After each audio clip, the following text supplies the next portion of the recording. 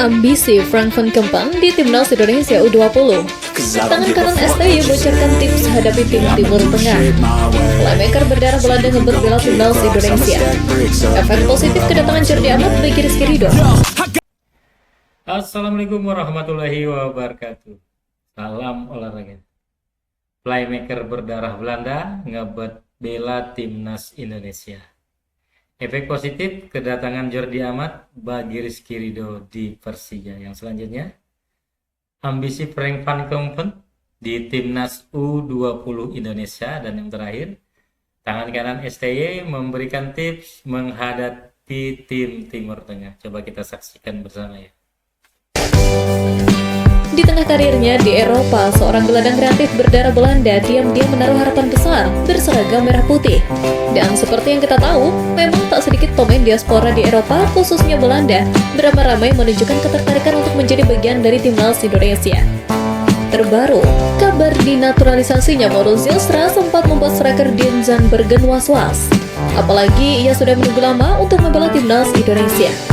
Namun, ketika membahas bagaimana proses naturalisasinya, Dean Zandbergen sedikit menyinggung rekan setimnya di Triple V Venlo yang punya keturunan Indonesia.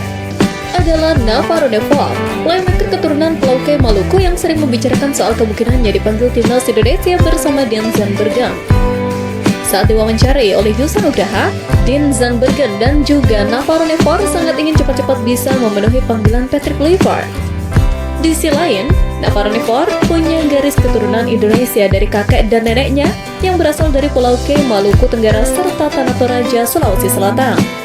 Navarro sebetulnya cukup familiar di kalangan penggemar sepak bola. Pasalnya, ia pernah mengabaikan tawaran bela Timnas Indonesia pada 2019 lalu.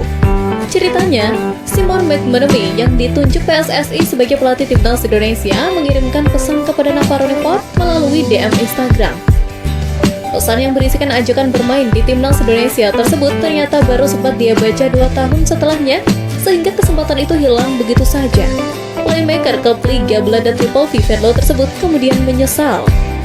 6 tahun berlalu, harapan Navarro mengenakan jersey Timnas Indonesia tak pernah padam. Ia berharap jika kesempatan itu kembali ada. Meski sudah menginjak 33 tahun, penampilan Navarro bersama klubnya Triple V Venlo masih terjaga. Menarik ditunggu apakah duo Triple V Venlo yaitu Dean Zandbergen dan Navarro Nepal akan dinaturalisasi oleh Timnas Indonesia di masa mendatang atau tidak. 1.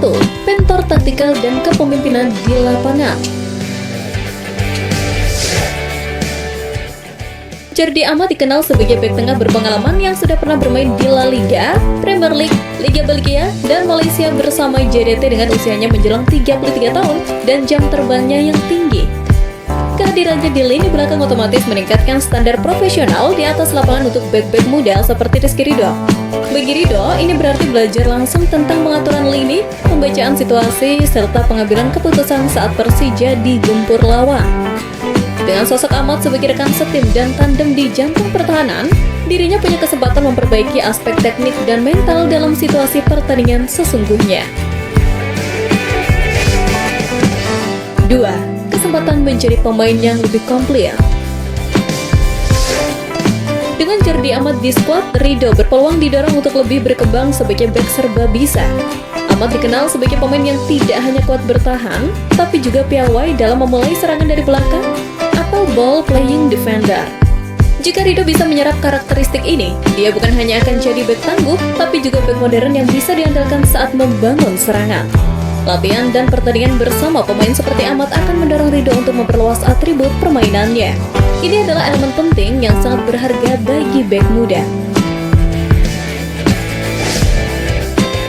3. Menambah akses dan rekomendasi untuk karir ke luar negeri. Jordi Amat memiliki jaringan luas di Eropa dan Asia. Dengan latar belakang Akademi Espanyol dan pengalaman di berbagai liga top, Amat bisa jadi sumber koneksi, referensi, atau bahkan penasehat karir bagi Ridho jika ia ingin menjajal tantangan bermain di luar negeri. Jika Ridho mampu tampil menonjol saat bermain bersama Amat, peluangnya untuk direkomendasikan atau dilirik klub luar akan terbuka lebar. Baru bergabung, tapi tekadnya sudah bulat. Frank van Kempang tak sekedar ingin bermain untuk timnas U20 Indonesia, ia datang membawa ambisi besar untuk jadi pembeda. Sebelumnya, Franklin Kempang memiliki latar belakang yang ciamik dan telah lama berkecimpung dalam pengembangan pemain muda di Eropa, khususnya Belanda. Juru taktik berusia 53 tahun itu pernah melatih kelompok usia di level seperti Triple V Venlo U21, Helmond U21, hingga NEC Breda U21. Karena latar belakang itu, PSSI mempercayakan jabatan pelatih kepala timnas Indonesia U20 kepadanya. Pelatih asal Belanda itu optimis bisa menjalankan tugasnya dengan baik. Dia menilai Indonesia memiliki talenta pemain yang luar biasa.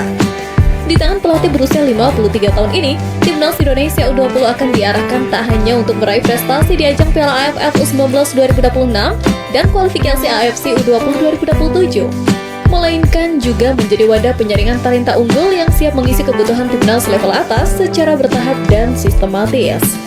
Kini menarik menantikan kiprah Van Kempen selanjutnya di timnas Indonesia. Di tengah euforia sekaligus tekanan yang menyelimuti skuad Garuda dalam persiapan menjelang putaran keempat kualifikasi Piala Dunia 2026 zona Asia, muncul sorotan menarik dari tangan kanan Sintayong, Jong Suk Seo atau yang akrab disapa JJ.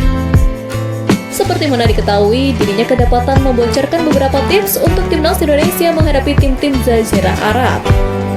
Dalam sebuah wawancara di kanal YouTube Masih Kurang, JJ membagikan pandangannya tentang langkah strategis yang perlu diambil Patrick Kluivert agar timnas Indonesia tidak tersandung ketika menghadapi tim-tim Timur Tengah. Menurutnya, hal terpenting yang harus segera dilakukan oleh Kluivert dan timnya adalah melakukan negosiasi dengan klub pemain diaspora. Berdasarkan pandangannya, tim-tim dari Timur Tengah seperti Arab Saudi memiliki keuntungan karena para pemainnya mayoritas berasal dari liga domestik.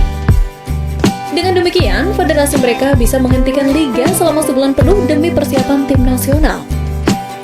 Sementara itu, timnas Indonesia memiliki kendala karena banyak pemain inti seperti Jay Itzels, Kevin Dix, Justin Hubner, hingga Tom Hai bermain di luar negeri. Ia menyarankan agar ada perwakilan langsung dari federasi atau bahkan pelatih kepala yang melakukan komunikasi intensif dengan klub-klub tempat para pemain diaspora bernaung. Hal ini penting agar mereka bisa dirilis lebih cepat dan ikut pemusatan latihan lebih awal. Ketika ditanya apakah Sintayong pernah melakukan langkah negosiasi langsung ke klub pemainnya, JJ membenarkan. Selain persoalan pemanggilan pemain, JJ juga menyebut bahwa taktik permainan menjadi faktor krusial berikutnya.